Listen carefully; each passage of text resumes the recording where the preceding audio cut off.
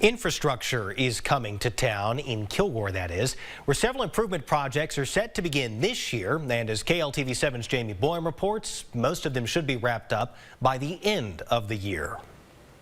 Kilgore Public Works Director Clay Evers can sum up 2025 Kilgore infrastructure projects in one word: exciting. And that's because all of our stuff is aging out. You know, Kilgore's an old city, and city council and leadership have made a concerted effort to invest in these things because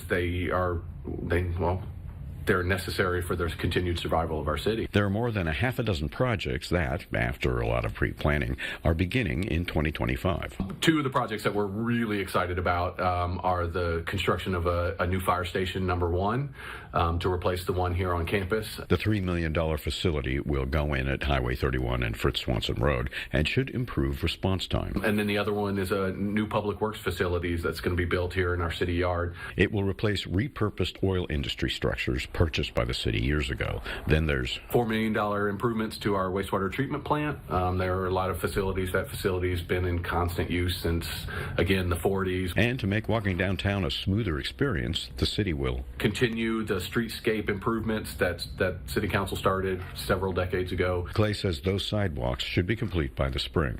And the city is drilling a brand new well to continue to serve our citizens with an adequate water supply. And of course, city crews will continue routine maintenance, which will pop up unexpectedly. The city also plans on finishing Commerce Street improvements and expanding their industrial park.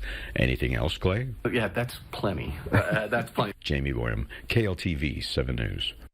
If you're wondering, the projects come out to a total of $22.5 million, funded by a certificate of obligation bond. It was approved by Kilgore City Council back in 2023.